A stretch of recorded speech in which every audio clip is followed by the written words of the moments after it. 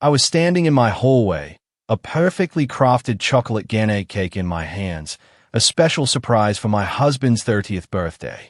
Then, I heard it, howls of drunken laughter erupting from the living room, as my husband and his friends watched our wedding video and he confessed 2 years of shocking betrayal. The scene that unfolded next was a nightmare. I had left work early, picked up our daughter Nora, dropped her off at my parents', grabbed all the party supplies, and busted my butt to get home before Maxwell to set up his surprise. Except, he beat me home. I walked in to find 5 grown men sprawled across my sectional, beer cans everywhere, cackling like hyenas at our wedding video from 3 years ago. I froze in the doorway, cake still in my hands. Anthony pointed to the screen. Look, here it comes. Maxwell, with a smirk. Oh man, watch this. And there I was, on screen, in my wedding dress, talking to my aunt by the dessert table. The camera panned, and I saw Maxwell near the bar with Lisa, my best friend since high school. Lisa, my maid of honor, Lisa. And even in the video, clear as day, you could see him lean in and kiss her. Not a peck, a full-on kiss, his hand on her waist and everything. I never saw this happen at my own wedding because I was busy with 200 other guests. But there it was, undeniable. Then Maxwell said to his friends, "Remember when I kissed Lisa during the reception? She could not resist me that night." His friend Simon was dying laughing. Your wife never suspected a thing. She was too busy with guests. And Maxwell just shrugged. She's so naive. I was still standing there, cake in my hands, party decorations still in my car. My phone was in my back pocket. Slowly, carefully, I pulled it out and started recording. Because what the actual hell was happening right now?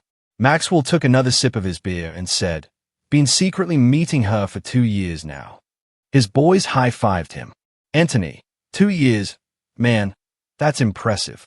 And Maxwell, honestly, I only stay because her dad pays our mortgage, and she does everything around the house like a maid anyway, so why would I leave?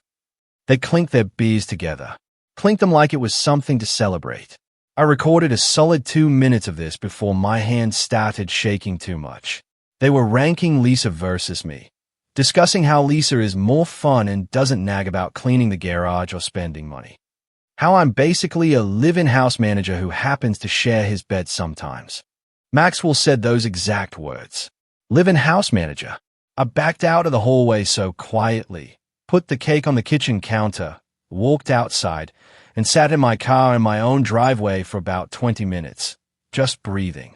I needed to not go back in there and commit a felony. My dad has been paying our mortgage for 2 years, ever since Maxwell's startup failed and he couldn't find work for 8 months. My dad, who writes the check every single month because Maxwell promised he was getting back on his feet and just needed time. My dad, who thinks Maxwell is a good husband because Maxwell plays the part so well at family dinners. I've been working full-time, doing everything at home, taking care of Nora, who just turned 4, meal planning, all the invisible labor, and apparently, also being the punchline of jokes with his disgusting friends while he sleeps with my best friend. 2 years. 2 years has been meeting up with Lisa. I did the math sitting in that car. That means it started when I was pregnant, when I had hyperemesis gravidarum and couldn't keep food down for months. And Maxwell would say he was going to the gym or meeting his buddy Francis for drinks. When I was so sick I couldn't get off the couch, and he'd come home at 10 p.m. smelling like perfume. And I actually believed him when he said Francis's girlfriend wore too much perfume, and it got on him when she hugged him goodbye. I called my sister Alicia from the car. Didn't even say hello. Just started ranting. And she goes, "What?" And I'm like, "Yeah. So I just found out Maxwell has been cheating with Lisa for 2 years by walking in on him watching our wedding video with his friends and bragging about it." Alicia goes, "I'm coming over right now."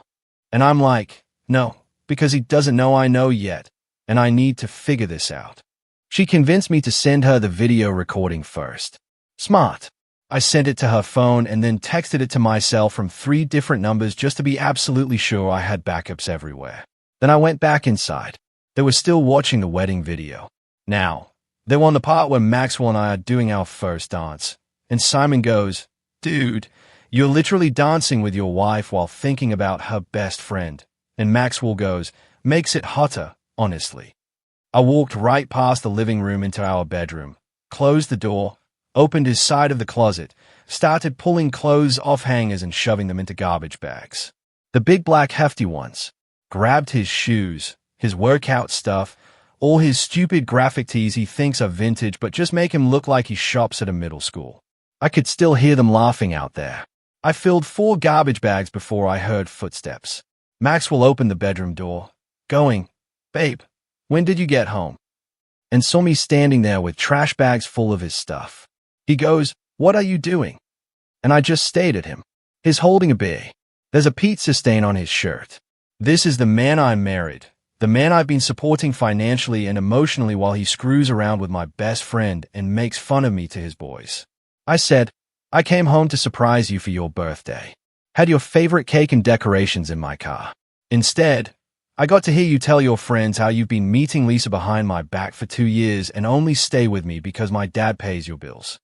His face went white, like vampire white.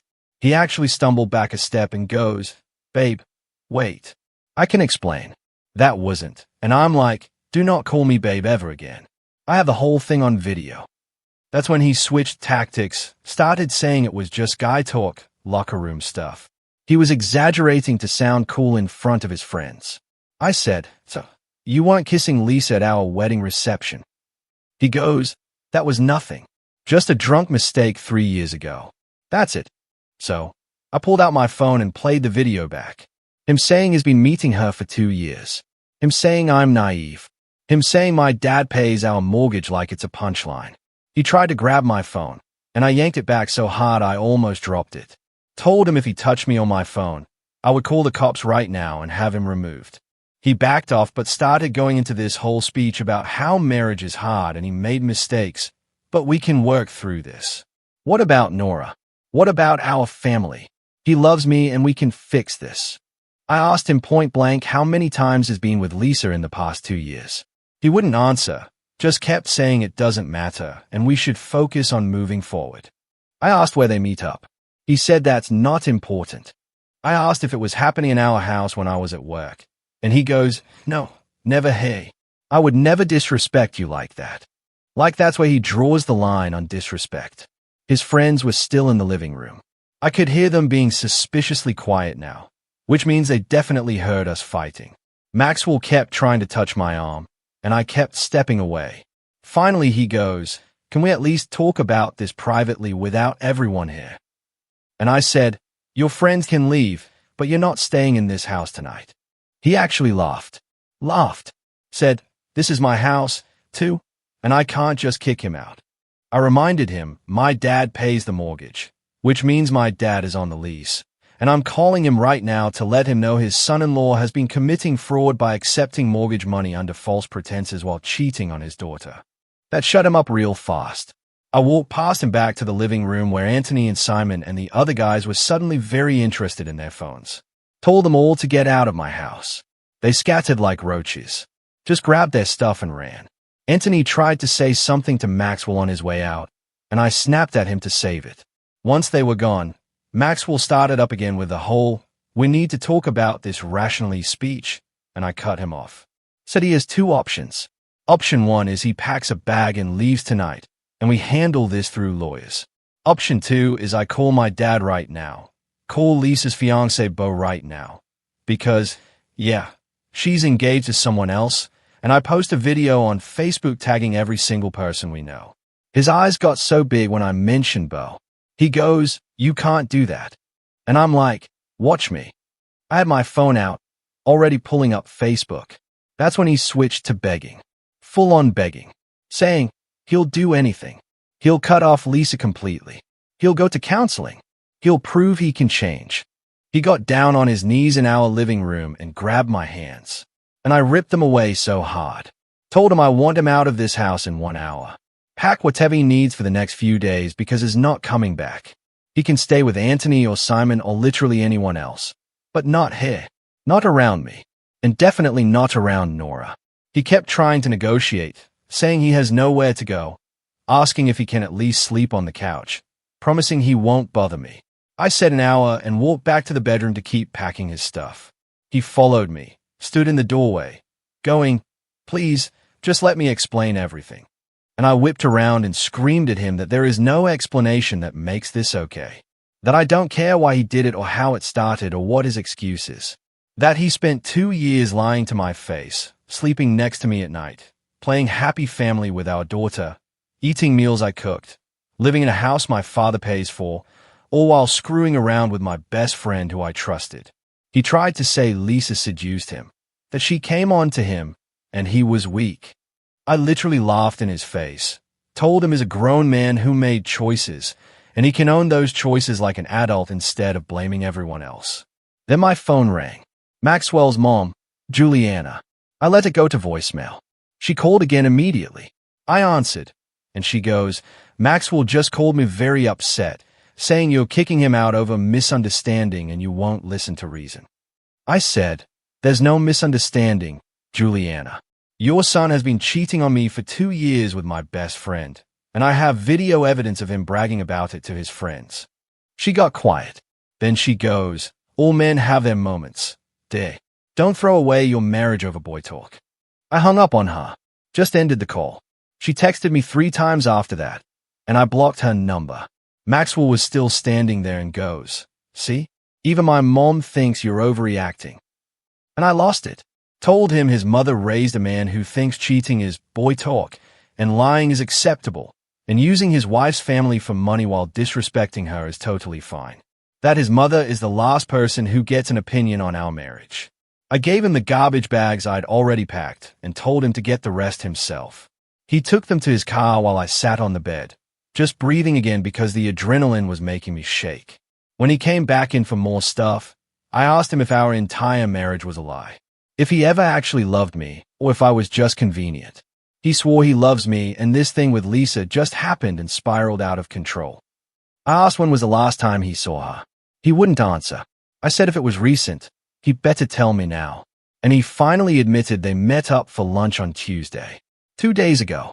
He saw Lisa for lunch while I was at work, and then came home and ate the dinner I made and played with Nora before bed and didn't say a word. I told him I want a divorce. He started crying, actual tears running down his face, saying, "Please don't do this. Think about Nora. We can fix this." I said, "Nora deserves a mother who respects herself enough not to stay with a cheating liar, and a father who knows actions have consequences." He packed 3 more bags. I followed him around the house to make sure he wasn't taking anything that wasn't his. He tried to grab the iPad, and I said, "That's Nora's for her games, and he can't have it." He argued, and I said, "Take it up with your lawyer." Right before he left, he turned around in the doorway and said, "You're making a huge mistake. You'll regret this. We're good together." And I'm like, "We were never good together. I was just too busy managing everything to notice you were a lying cheat." He tried one more time to hug me. I stepped back. He finally left. I locked the door behind him. All the locks, the deadbolt, and the chain. Then I went around and locked every window. Checked twice. Then I sat on the floor in my kitchen and just sat there, staring at that stupid chocolate cake I made for his birthday. 3 hours of baking and decorating with those little fondant toppers he likes. I grabbed a fork and ate cake straight from the platter on my kitchen floor at 9:30 p.m. on a Thursday night. My phone has been blowing up. Maxwell calling and texting. His mom texting. His brother Anthony texting, saying I'm being too harsh.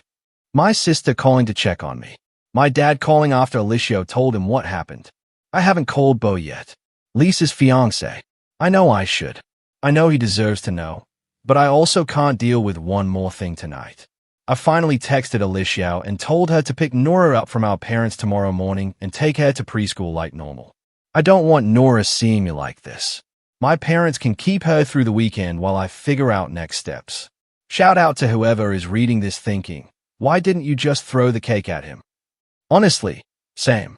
But that cake was too pretty to waste on his face. I don't know what I'm doing. I don't know if I handled this right.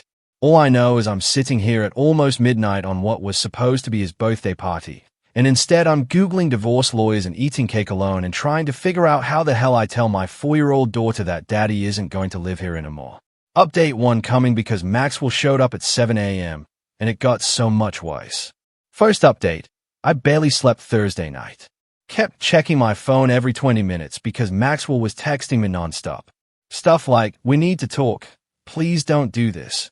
And, "I love you and this is fixable." And then around 2 a.m., he switched to, "I deserve a chance to explain myself properly." I didn't respond to any of it.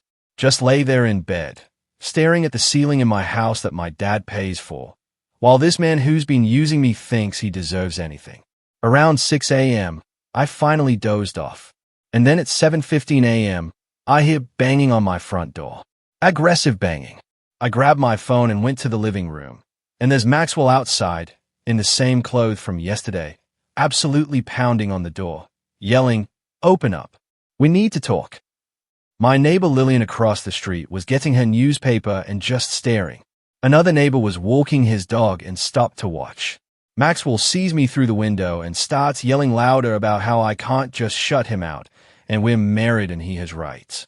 I opened the door but kept the chain lock on and told him he needs to leave right now or I'm calling the police. He's like, "I just want to talk like adults."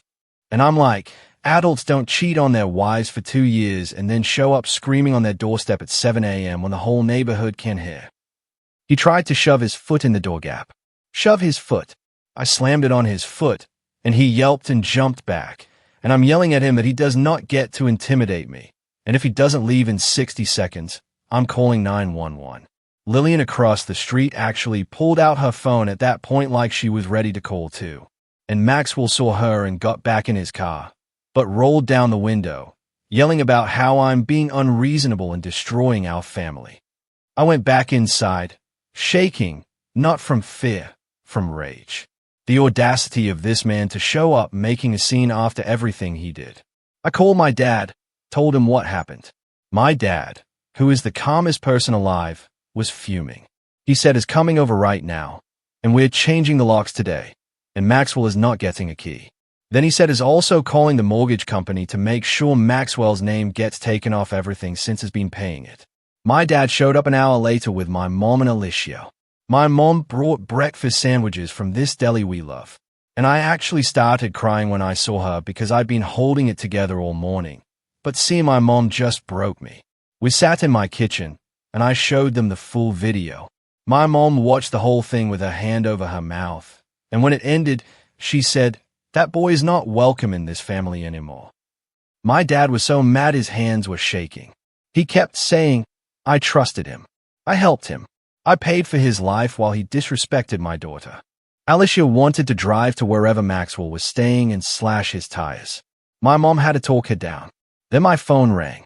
Lisa was calling me. Everyone went silent.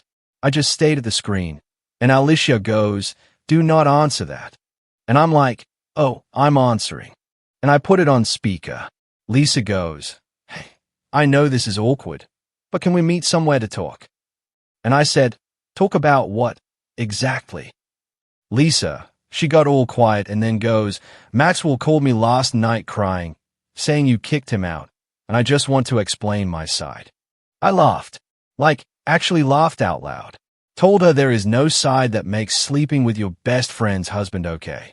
She started with this whole speech about how it just happened and neither of them meant for it to go this far and they tried to stop so many times, but there's real feelings involved. Real feelings. She said, real feelings like that makes it better. I asked her how she could sit at my kitchen table every weekend for brunch and hold my daughter and ask me about my marriage while actively destroying it. She goes, "It's not that simple, and things between me and Bo haven't been great, and Maxwell understood me in a way Bo doesn't." My mom grabbed the phone from me at that point and went off. Told Lisa she's a disgrace and a terrible friend, and she better never contact me again or come near this family. Lisa tried to say something, and my mom hung up on her. We were all just sitting there stunned. And then Alicia goes, "So, are we telling Bo?" And I'm like, "Yes, absolutely. He deserves to know." But here's the thing. I don't have Bo's number. Lisa and I were friends, but I only ever saw Bo at group things, and I don't follow him on social media because we're not close like that. Alicia found him on Instagram, though, and his profile is public, so she sent him a DM from her account saying, "This is about Lisa and Maxwell. Please call me. It's urgent." He called her back in like 10 minutes. Alicia answered and explained who she was, and then passed the phone to me. And I had to tell this man I barely know that his fiancée has been cheating on him with my husband for 2 years. The silence on the other end was so long. Then he goes, "Are you sure?" And I said, "I have video of Maxwell bragging about it to his friends." He asked if I could send it to him. I did, through Alicia's Instagram DM. Bo called back 5 minutes later, and he was crying. Like, really crying. Said he and Lisa are supposed to get married in 4 months, and he just put a down payment on their venue last week. He kept asking if I knew how long and where they'd meet up, and all these details I don't have answers to. I told him, "I'm so sorry, and I only just found out myself." And he goes, "This is not your fault. Thank you for telling me." Then he hung up. My mom made us all sit down and eat the breakfast sandwiches even though nobody was hungry. She's like, "You need food in your system because today is going to be a long day." And she was right. Around 11 a.m., the locksmith showed up and changed all the locks. While he was working, Maxwell's mom, Juliana, showed up at my house unannounced. My dad answered the door and told her she needs to leave, and she pushed past him into my entryway, going, "I need to speak with my daughter-in-law." I came out of the kitchen, and she's standing there with her purse clutched to her chest, looking all proper and concerned. And she goes, "Sweetheart, I know you're hurt, but you're not thinking clearly." She said, "Maxwell made a mistake, but is a good man and a good father, and I need to forgive him for Nora's sake." I told her Maxwell spent 2 years lying to everyone, including his own daughter, while sleeping with my best friend and using my father's money. That's not a mistake. That's a choice he made over and over again. She goes, "Marriage is about forgiveness and working through hard times. Every couple has rough patches." I asked her if she'd stay with her husband if he cheated on her for 2 years, and she got all huffy, saying, "That's different and not the point." My mom came out then and told Juliana she needs to leave my house immediately. They actually got into it right there in my entryway. Juliana saying, "My mom raised me to give up too easily on my marriage." And my mom saying she raised me to have self-respect and not tolerate being treated like garbage. The locksmith was just standing there with his drill looking uncomfortable as hell. My dad finally got between them and physically escorted Juliana to the door. She turned around and said, "You're going to regret this when Nora grows up without her father." And I lost it. Screamed at her that Maxwell can be a father to Nora without living here and lying to me, and that maybe if she'd raised him better, he'd know how to be a decent human being. She left. My dad locked the new lock behind her. I spent the rest of Friday morning calling divorce lawyers. Found one who can meet with me Monday morning. My dad's paying for it because I cannot afford a divorce lawyer on my salary right now, and Maxwell sure as hell isn't going to pay for his own divorce. Around 2 p.m., I had to go pick up Nora from my parents' house where Alicia had dropped her after preschool. I was dreading it because how do you tell your 4-year-old that everything is changing? But Nora was in a good mood, playing with her toys, and she asked where Daddy was, and I just said, "Daddy is staying somewhere else for a little while." She asked why, and I said, "Mommy and Daddy need some space right now, but we both love her so much." She seemed okay with that, and went back to playing. Kids are resilient, but also I know this is going to get harder. Brought her home and made her favorite pasta for dinner, and we watched Encanto for the millionth time. She fell asleep on the couch next to me, and I just sat there, looking at her little face, thinking about how I'm doing this for her, too. So, she grows up seeing that her mom doesn't accept being treated badly. So, she learns what she should and shouldn't tolerate in relationships. My phone would not stop. Maxwell texting, asking to see Nora. His mom texting, saying I'm being cruel. Anthony texting, saying Maxwell is really struggling and maybe I should hear him out. I responded to exactly one text, and it was to Anthony. Told him his friend Maxwell bragged to him and everyone else about cheating on me, so he can deal with the consequences. And if Anthony has a problem with that, he can go struggle right alongside him. Then Saturday morning, I wake up to 17 text messages from Maxwell. Walls of text about how sorry he is and how he'll do anything and how I am the love of his life, and Lisa meant nothing compared to me. I finally responded, told him he can communicate through my lawyer from now on, and any contact needs to be about Nora only. He immediately called me, and I didn't answer. He called 6 more times. I blocked his number. He started calling from different numbers, random numbers I didn't recognize. I'd answer, thinking it was the lawyer's office or something important, and it would be Maxwell begging me to talk to him. I blocked 4 different numbers on Saturday alone. Then Saturday evening, Alicia texted me a screenshot. Lisa posted on Facebook a long post about how she's going through a difficult time and asking for privacy and saying that people make mistakes and real friends stand by you through everything. The comments, though, people were confused, asking what happened, and a few mutual friends were commenting supportive things. Then Bo commented just one line. He said, "Lisa, you don't get to play victim when you're the one who destroyed our relationship and multiple families." It went off after that. People demanding to know what was going on. Someone commented asking if Lisa cheated, and Bo replied, "Yes, with her best friend's husband while her best friend was pregnant and taking care of their new baby." I did not ask him to do that. I wasn't even on Facebook at that point because I logged out to avoid seeing anything.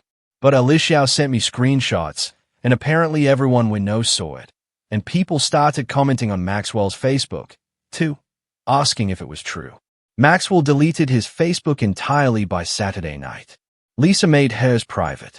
Shout out to the commenter on my original post who said the trash was taking itself out, because accurate. My phone started ringing with numbers I didn't know, and when I finally answered one, it was my aunt, asking if the Facebook stuff was true. I told her yes, and she said the whole family is horrified and completely supports me. Then my cousin called, then another aunt, then my dad's brother. Everyone calling to check on me and tell me they had teamed me, which is nice but also exhausting because I had to explain the situation 17 times.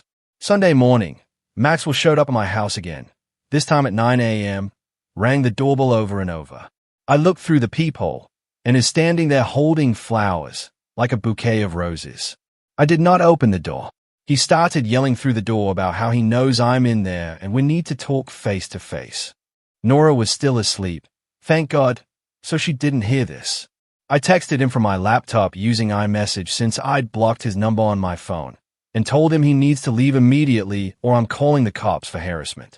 He texted back saying, "Harassment? Really, babe? I'm your husband trying to save our marriage." I called my dad. He drove over and confronted Maxwell in the driveway. I watched from the window as my dad got in Maxwell's face and said, "If he shows up at this house one more time without permission, I'll file for a restraining order myself." Maxwell tried to argue, and my dad said he's not discussing it.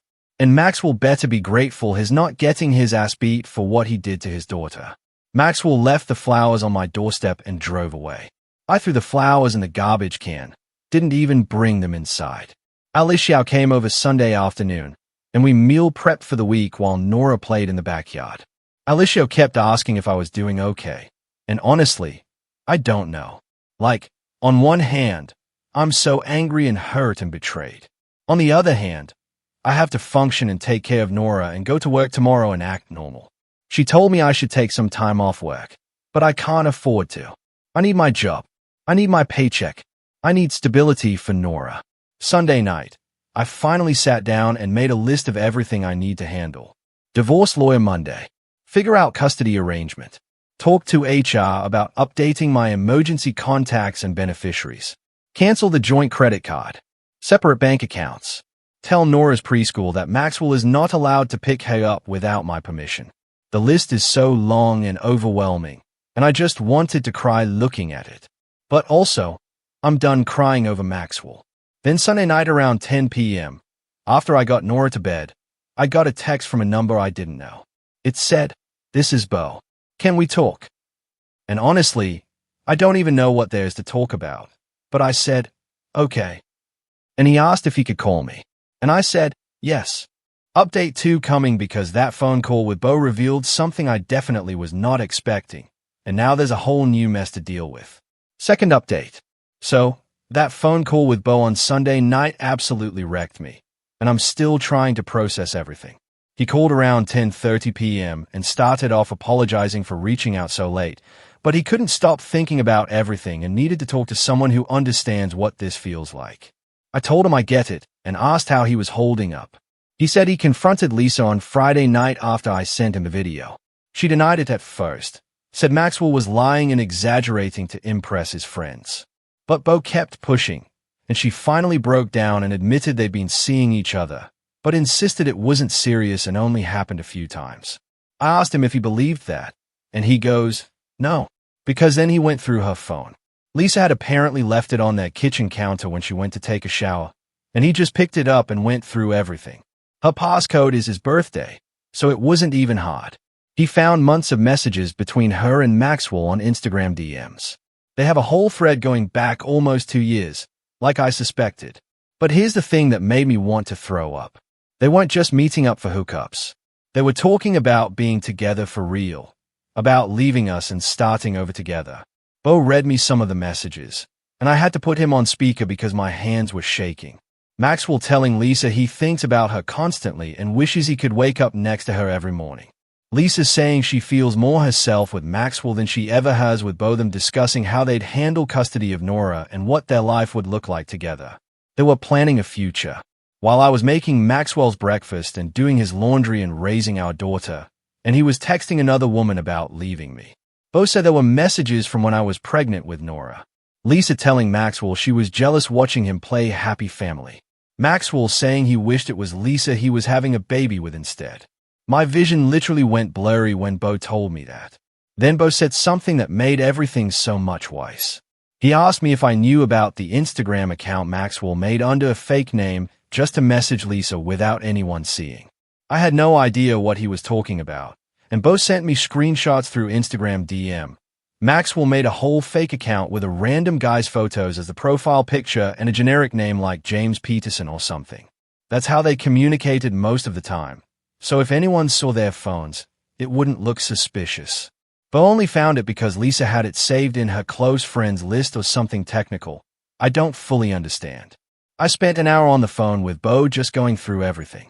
He told me Lisa had been lying to him for months about where she was going, saying she had work events or girls' nights when really she was meeting Maxwell. They'd go to this hotel about 30 minutes outside town. The same hotel every time. Room 347, apparently, because they mentioned it in multiple messages like it was their special place. I wanted to scream. This wasn't just cheating. This was a whole secret relationship with plans and routines and their own little world that existed alongside our real lives. Bo asked me if I knew when it started exactly, and I said Maxwell told me 2 years, but I don't know beyond that. Bo pulled up the earliest Instagram DM he could find, and it was from March 2023, right after Nora turned 2. Right when Maxwell's job was failing and he was spiraling about money, and I was working overtime to keep us afloat. I asked Bo what he's going to do, and he said he already ended things with Lisa.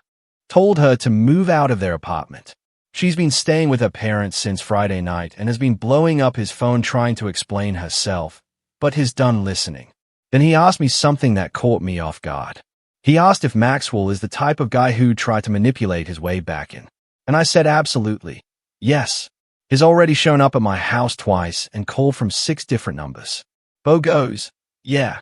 Lisa said Maxwell told her he's not giving up, and he knows he can convince me to take him back because I always forgive him eventually. Excuse me. Maxwell told Lisa I always forgive him. Like this is a pattern. Like he's done stuff before, and I've let it slide. I asked Bo if Lisa said anything else about that, and he said not really, but it was clear from their messages that Maxwell thought I was manageable. That's the word they used. Manageable, as in easy to control and manipulate. We talked for almost 2 hours total. By the end, we were both just exhausted and angry. And Bo said he's glad we connected because at least we're not going through this alone. I told him I'm here if he needs to talk again. And he said same. After we hung up, I couldn't sleep. Just lay in bed staring at the ceiling, thinking about every time Maxwell said he was going somewhere. And I believed him. Every late night at the office, every gym session that ran long. Every weekend he said he was helping Anthony move or meeting Simon for a basketball game. How many of those were lies? How many times did he come home and kiss me and play with Nora after spending the afternoon with Lisa in room 347 of some random hotel? Monday morning, I had to get Nora ready for preschool and myself ready for work while functioning on like 3 hours of sleep. dropped Nora off, and went straight to the lawyer's office for my 9 a.m. appointment. The lawyer's name is Franca, and she's apparently one of the best divorce attorneys in the area, according to my dad's research. Her office is in this building downtown, and I sat in the waiting room, filling out intake forms, trying not to cry while checking boxes about assets and debts and reasons for divorce. Franca called me back at 9:15, and we sat in her office for over an hour going through everything. I showed her the video of Maxwell and his friends, told her about the Instagram messages Bo found, explained the mortgage situation with my dad paying. She took notes on everything and said, "This is actually a pretty straightforward case since we have clear evidence of infidelity, and the financial situation favors me." She asked about Nora and what kind of custody arrangement I want, and I told her I want primary physical custody with Maxwell getting supervised visitation until I feel confident he's stable. Franca said that's reasonable given the circumstances and asked if I think Maxwell will fight for custody. I said, "Honestly, I don't know what Maxwell will do at this point because the man I thought I knew doesn't exist." She outlined next steps. File for divorce this week. Serve Maxwell the papers. Start discovery process. Work out temporary custody and support arrangements. She estimated this could take anywhere from 6 months to a year depending on how cooperative Maxwell is. I left her office feeling weird, like this is really happening. I'm getting divorced. My marriage is over. Nora is going to grow up in a split household. I went to work after that and tried to focus, but my coworker Annabelle kept asking if I was okay because apparently I looked terrible. I finally told her during lunch that I'm going through a divorce, and she was so shocked because Maxwell and I always seemed happy at company events. That's the thing nobody tells you. You can seem happy from the outside while everything is rotting from the inside. I made it through the workday somehow and picked up Nora from preschool, and we stopped at the grocery store because I needed to get food for the week.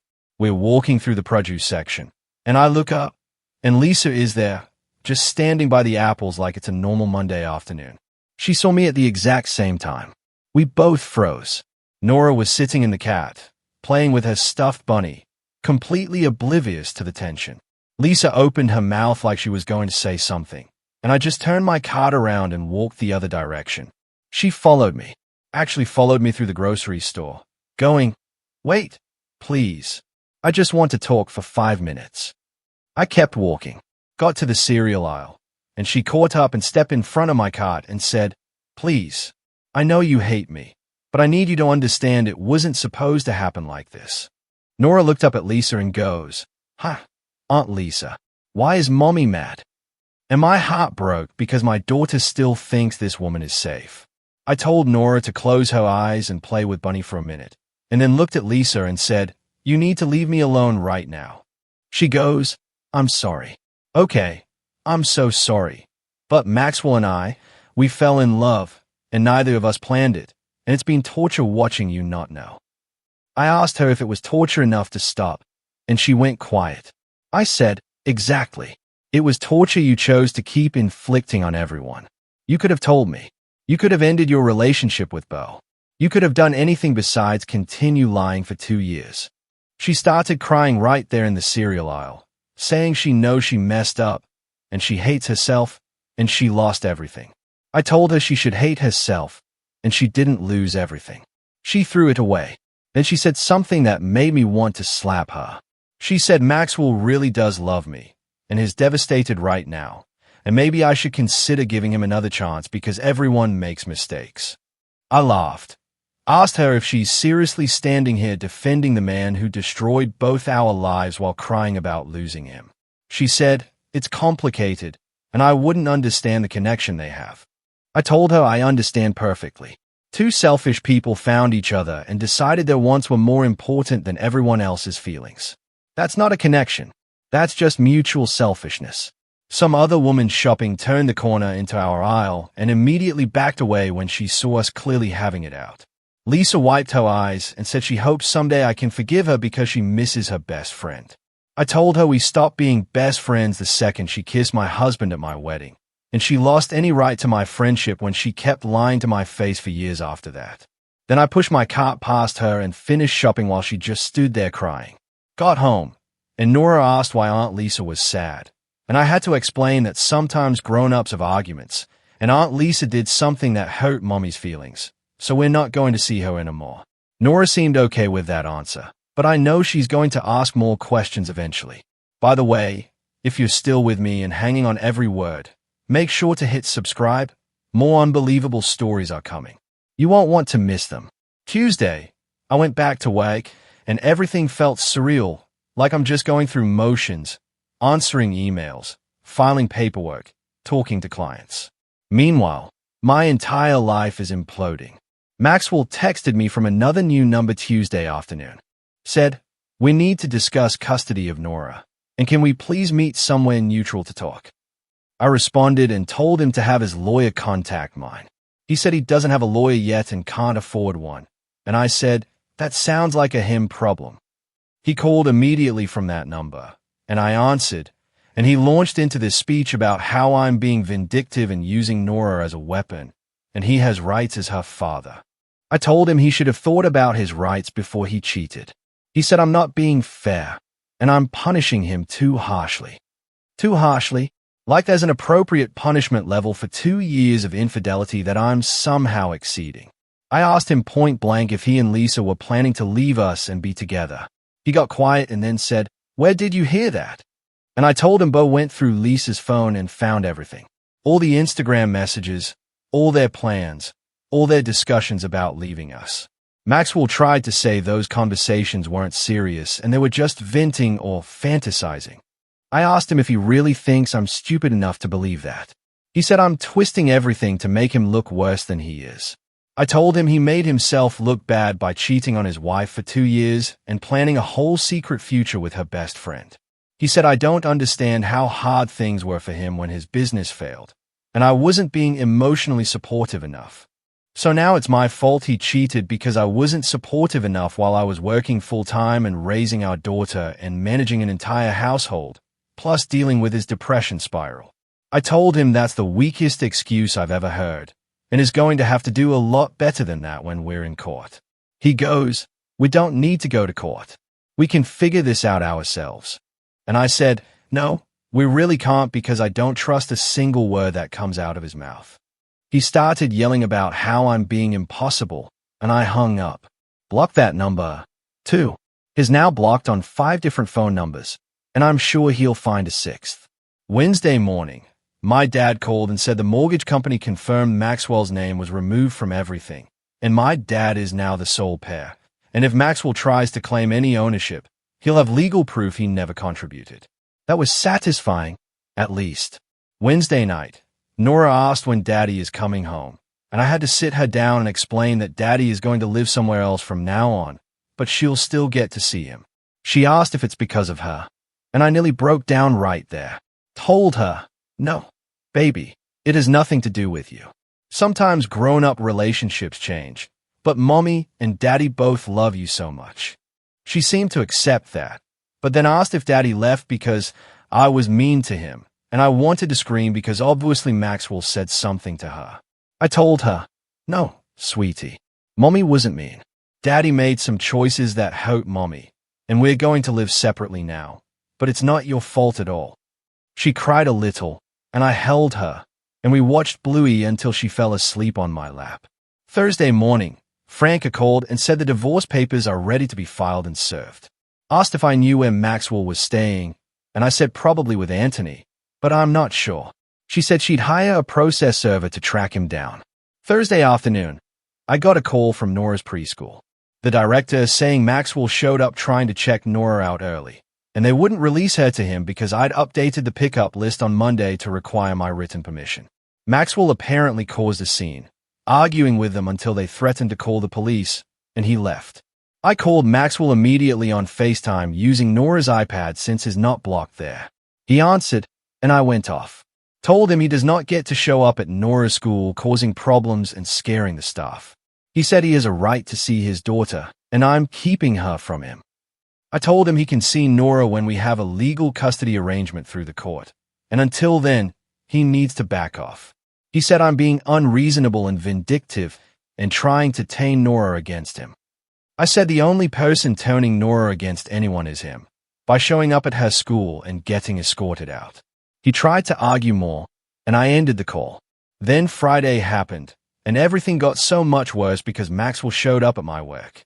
Update 3 coming because when he showed up at my office with his mom, it turned into the biggest scene, and security had to get involved, and now there's even more drama with his whole family losing it. Last update. Okay, so Friday afternoon, I'm at my desk doing billing for a client case, and my coworker Annabelle comes speed walking over, looking panicked, going, "There's a man in the lobby demanding to see you, and he has an older woman with him, and they won't leave." I knew immediately it was Maxwell. Just knew it in my gut. I told Annabelle to call building security, and I'd handle it, and she goes, "Are you sure?" And I'm like, "Absolutely not, but I'm doing it anyway." I walked out to the lobby, and there's Maxwell standing there in khakis and a button-down like he's here for a job interview, and Juliana next to him in a full pantsuit looking like she's about to present a legal case. Our receptionist looked so uncomfortable. Maxwell sees me and goes, "Thank God. We need to talk right now." And I told him he needs to leave my workplace immediately. Juliana steps forward and says, "Now, we're not leaving until you hear us out because this has gone on long enough, and you're being unreasonable." I looked at the receptionist and told her to call security. Maxwell goes, "That's not necessary. We just want 5 minutes." And I said, "You don't get 5 minutes. You don't get anything. You're harassing me at my job." Juliana pulls out her phone and starts showing me something. It's a voice memo. She hits play, and it's Maxwell crying, like full sobbing, saying he can't live without me and Nora, and he's falling apart, and his mom is worried he's going to hurt himself. I stared at her and asked if she seriously just played me a recording of her adult son crying to manipulate me into taking him back. She goes, "It's not manipulation. It's showing you how much pain he's in because of your actions." My actions. I laughed so hard the receptionist jumped. Told Juliana that Maxwell is in pain because of his own actions and choices and consequences. And if he's struggling, maybe he should talk to a therapist instead of showing up at his wife's workplace with his mommy. Maxwell tried to grab my hand, and I yanked it back. He goes, "Please, just come outside and talk to me for 10 minutes. That's all I'm asking." I asked him, "What part of I have nothing to say to you does he not understand?" He said, "We have a daughter together, and we need to figure this out like adults." I told him we are figuring it out through lawyers and the court system like adults do when they can't trust each other. He goes, "You're really going to throw away 3 years of marriage without even trying?" And I said, "You threw it away when you stuck your tongue down my best friend's throat at our wedding reception and then kept screwing her for 2 years. Said that loud. The receptionist's eyes got so wide. Annabelle was watching from the hallway with her phone out, probably ready to record if things escalated. Juliana goes, "There's no need for that kind of language." And I told her there's no need for her to be here at all since this is between me and Maxwell. She said as Maxwell's mother, she has every right to defend her son when he's being treated unfairly. Security showed up then. 2 guys in uniforms, asking if there's a problem, and I said yes. These people need to leave the building. They are harassing me. Maxwell tried to argue with security, saying he's my husband and he's allowed to talk to me. And security said not on private property when she's asking you to leave. Juliana started going off about how this is ridiculous, and she's never seen someone act so cold toward their own husband. Maxwell is trying to talk over her to security, explaining that we're going through a rough patch, but we're working it out. I told security, we are not working it out. I have a restraining order pending, and these people are violating my space. That was a lie. I don't actually have a restraining order yet, but it got security to take it seriously. They told Maxwell and Juliana they have to leave now or they'll call the police. Maxwell looked at me with these pathetic puppy dog eyes and said, "I love you. Please don't do this." I said, if he loved me, he wouldn't have cheated on me for 2 years and humiliated me in front of his friends and used my family's money while planning a future with someone else. Juliana goes, "He made a mistake." And I said, "A mistake is forgetting to buy milk. A mistake is not a 2-year affair with coordinated Instagram accounts and hotel rooms." Security literally had to escort them out.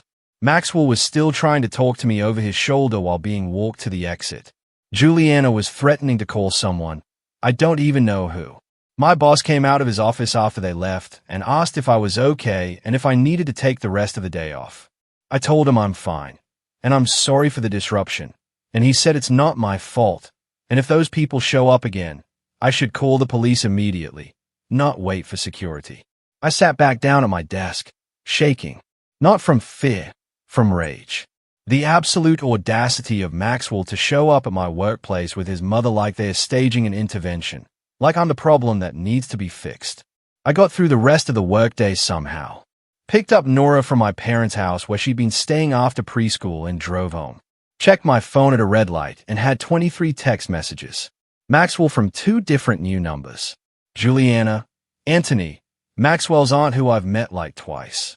All of them saying I embarrassed Maxwell today, and I'm being cruel, and I need to think about Nora and give Maxwell a real chance to explain. I responded to exactly one message, and it was to Anthony. Told him if he or anyone from Maxwell's family contacts me again, I'm filing harassment charges against all of them. Then I blocked everyone. Saturday morning, Franca called. The divorce papers were served Friday afternoon at Anthony's apartment where Maxwell has apparently been staying. Maxwell has 30 days to respond, and then we move forward with proceedings. She asked about the workplace incident, and I told her everything. She said that's actually helpful for our case, shows a pattern of harassment and disregard for boundaries. I asked Franca about custody, and she said based on everything, Maxwell's behavior, the school incident, the workplace harassment, we have a strong case for primary physical custody with supervised visitation. She said we'd push for a parenting coordinator to oversee exchanges so I don't have to deal with Maxwell directly. That made me feel better. The thought of having to see Maxwell every week for custody swaps was making me sick. Saturday afternoon, my dad came over with my mom and Alicia, and we all sat in my backyard while Nora played on her swing set. My dad said he talked to his lawyer about the mortgage situation, and if Maxwell tries to claim any interest in the house, we have documentation proving he never paid a single dollar toward it. My mom asked how I'm really doing, and I told her, honestly, I'm angry and hurt, but also relieved. I didn't realize how much stress I was carrying trying to manage Maxwell's moods and keep him happy while doing everything else. Now that has gone, the house feels lighter, even with all the chaos. Alicia said she's proud of me for not backing down, that a lot of women would have caved by now with all the pressure and showing up and family involvement. I told her I'm not caving because the second I do, Maxwell will know he can manipulate me forever, and I'm done being manageable. Sunday, Nora asked when she's going to see Daddy again, and I told her soon. We're working out a schedule. She asked if Daddy did something bad, and I said, Daddy made some choices that hurt Mommy, and we can't live together anymore. But Daddy still loves her very much. She accepted that and went back to playing with her dolls. Monday morning, Franca called with an update. Maxwell hired a lawyer finally, some guy who apparently isn't great, but was cheap and willing to take payments. His lawyer already reached out asking if we'd be willing to do mediation instead of going to court. And Franca asked what I wanted to do. I thought about it and told her, I want to go to court. I want a judge to see the evidence and make decisions because I don't trust Maxwell to honor any agreement we make privately. Franca said, that's probably smart given everything. Tuesday evening, I was giving Nora a bath when my phone rang from a number I didn't recognize. Usually, I don't answer those anymore, but something made me pick up, and it was Bo. He asked if I had time to talk, and I said, sure, give me a few minutes. Got Nora out of the bath and settled with a show and called him back. He said Lisa moved out of her parents' house and into an apartment downtown, and she's been trying to contact him constantly. He's blocked her everywhere, but she keeps finding ways to reach out through mutual friends. I asked how he's holding up, and he said some days are okay, and some days is so angry he can barely function. I told him I get that completely. He said the wedding venue won't refund their deposit because the cancellation was within 4 months, and is out $5,000 because Lisa couldn't keep her legs closed. We talked for almost an hour, just venting about everything. At one point, Bo said, you know what's crazy is they probably still think they're going to end up together, that once the dust settles, we'll both move on, and they can just start their relationship openly. I said, over my dead body will I ever be okay with Maxwell and Lisa being together? Bo said, same. He'll never accept them as a couple. I told him, Maxwell can do whatever he wants once we're divorced. But if he thinks I'm going to co-parent nicely with him and his mistress, he's delusional. Wednesday morning, I had to go into Nora's preschool for a parent conference about her behavior. Her teacher said Nora has been acting out lately, getting upset easily and refusing to share with other kids. I explained that we're going through a separation, and things are chaotic at home. And the teacher was understanding, but said we might want to consider some play therapy for Nora to process her feelings. Thursday, I got a call from Franca saying Maxwell's lawyer filed a motion for temporary custody pending the divorce. Maxwell is asking for 50/50 physical custody and for me to pay him child support since I make more money. I laughed. Actually laughed on the phone with my lawyer. Asked her if it's serious, and she said, unfortunately, yes. She said, we'll fight it. And with the documentation we have about his behavior, there's no way a judge grants that. But it shows Maxwell's mindset right now. He really thinks he can cheat on me for 2 years, humiliate me, use my family's money, harass me at work and at Nora's school, and then demand 50/50 custody and money from me. The delusion. Friday morning, 3 weeks after this nightmare started, I dropped Nora off at my parents' house and met Franca at the courthouse for our first hearing. It was just a temporary orders hearing to establish custody and support until the divorce is final. Maxwell was there with his lawyer, looking miserable. We had to sit on opposite sides of the courtroom, and he kept trying to make eye contact with me, and I just stayed straight ahead. His mom was in the back row glaring at me the entire time. The judge reviewed both our motions and asked Maxwell's lawyer why his client thinks he deserves 50/50 custody when he has an unstable living situation, no fixed income, and a documented history of showing up at the child's school without permission. Maxwell's lawyer tried to argue that Maxwell is a devoted father who's being kept from his daughter by a vindictive spouse. Franca stood up and calmly presented the video evidence. The judge watched it right there in court with the sound on, and I watched Maxwell's face turn red as his own voice echoed through the courtroom talking about how he only stays for the mortgage and free housekeeping. The judge was not happy, asked Maxwell's lawyer if his client would like to explain himself, and Maxwell stood up and tried to say it was taken out of context and he was drunk and exaggerating. The judge said, drunk or not, those are serious statements that call into question his judgment and character. Then Franca presented evidence of Maxwell showing up at my workplace with his mother after being asked repeatedly to stop contact. The school incident, the multiple phone numbers after being blocked. The judge looked more annoyed with every piece of evidence. The judge ruled that I get primary physical custody immediately. Maxwell gets supervised visitation every other Saturday for 4 hours at a family visitation center with a court-appointed supervisor present. He is to complete a co-parenting class before that supervision can be lifted. He is to pay me child support based on his earning potential, not his current unemployment, and is ordered to stay away from my home and workplace or face contempt charges. Maxwell looked like he'd been slapped. His lawyer tried to argue, and the judge shut him down, saying, these are temporary orders, and if Maxwell can demonstrate stability and appropriate behavior, we'll revisit in 3 months. We left the courthouse, and Maxwell tried to approach me in the parking lot. I pulled out my phone and started recording and said loudly, you are violating the judge's order from 5 minutes ago by approaching me right now. He backed off immediately. I called my dad from the car and told him, and he started crying. Happy tears. Said he's so proud of me, and is sorry Maxwell turned out to be such a disappointment, but he's glad I'm protecting myself and Nora. I picked up Nora that afternoon, and we went to the park. Just the two of us. I watched her play on the swings and thought about how different our lives are going to be now. It's going to be hard. Single parenting while working full-time, dealing with Maxwell's supervised visits, eventually co-parenting if he gets his act together. But we're going to be okay. Better than okay. We're going to be free from his manipulation and lies and using us. I'm done being the woman who does everything and asks for nothing. Done being manageable. Done accepting crumbs and calling it love. To everyone who commented saying, I deserve better. Thank you. You were right. To everyone who said Maxwell will try to manipulate his way back in. You were also right. But at least I was ready for it. To the person who said the trash took itself out. Literally the most accurate thing ever said. I'm 32 years old with a 4-year-old daughter and a divorce in progress. And you know what? I've never felt more powerful in my entire life because I chose me. I chose self-respect.